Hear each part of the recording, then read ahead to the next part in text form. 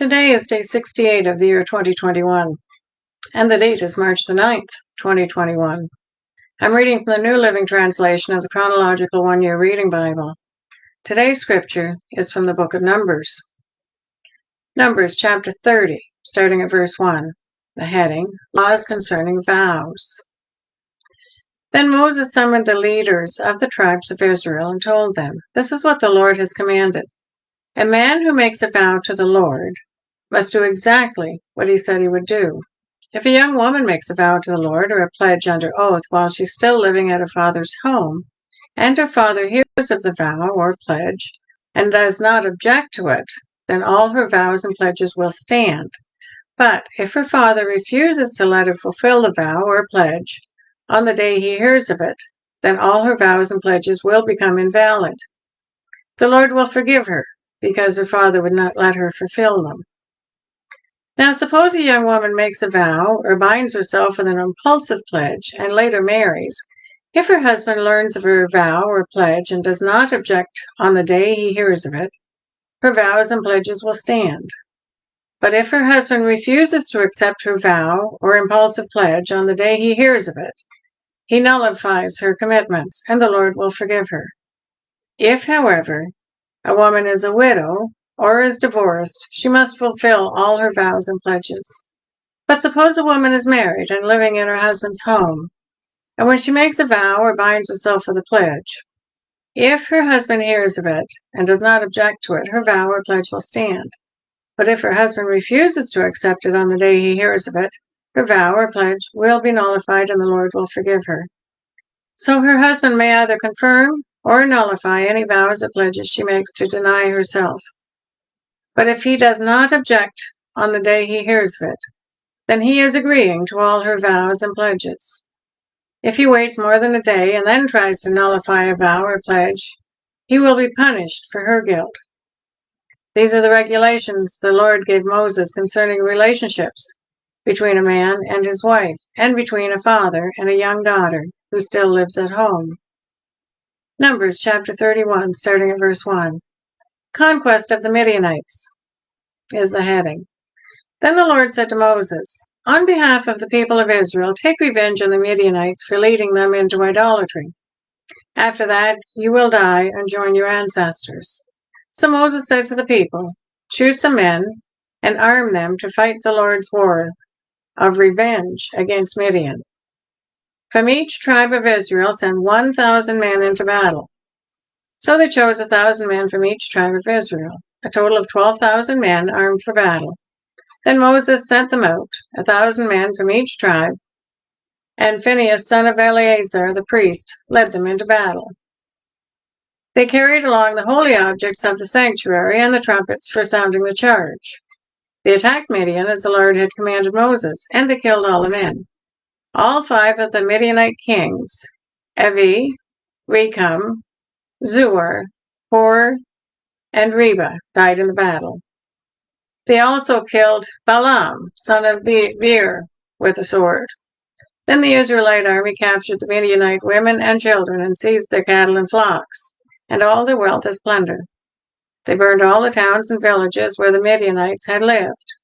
After they had gathered the plunder and captors, both people and animals, they brought them all to Moses and Eleazar the priest, and to the whole community of Israel, which was camped on the plains of Moab, beside the Jordan River across from Jericho.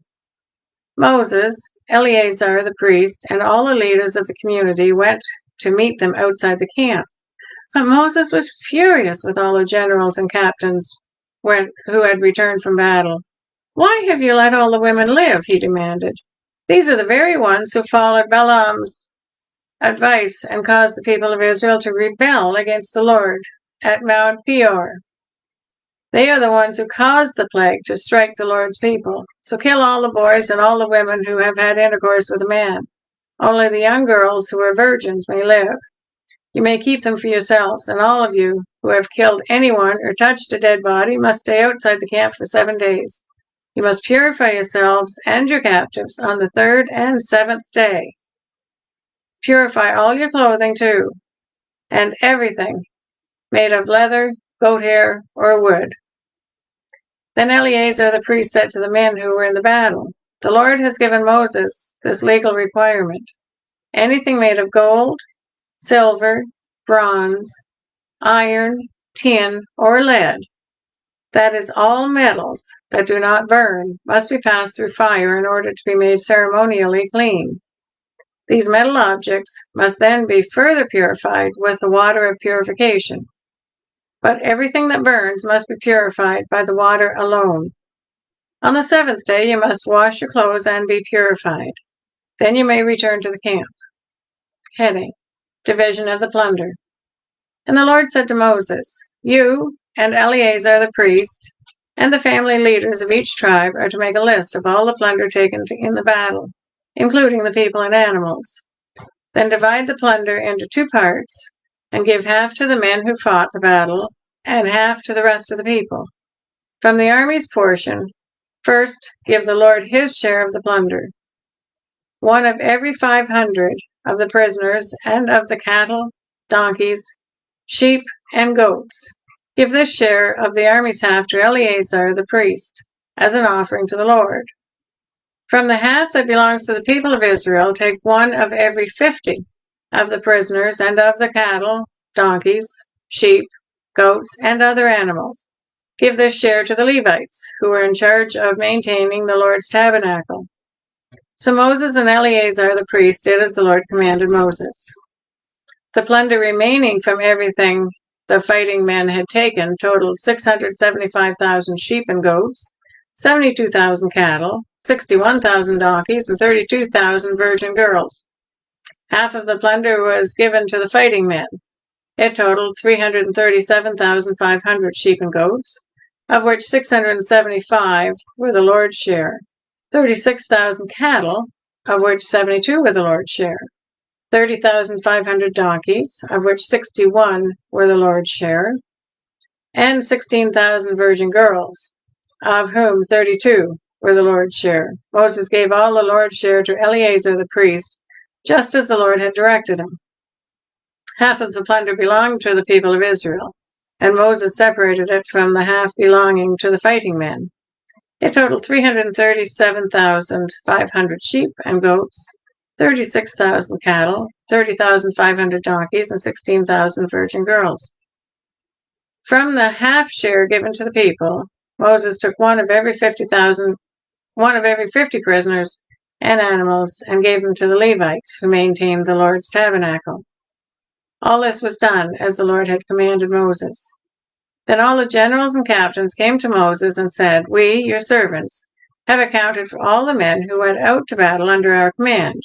Not one of us is missing. So we are presenting the items of gold we captured as an offering to the Lord from our share of the plunder: armbands, bracelets, rings, earrings, and necklaces. This will purify our lives before the Lord and make us right with him." So Moses and Eleazar the priest received the gold from all the military commanders, all kinds of jewelry and crafted objects. In all, the gold that the generals and captains presented as a gift to the Lord weighed about 420 pounds. All the fighting men had taken some of the plunder for themselves. So Moses and Eleazar the priest accepted the gifts from the generals and captains and brought the gold to the tabernacle, as a reminder to the Lord that the people of Israel belong to him. That is a reading for day 68. God bless each and every one of you, and may the Lord be with you until we meet again.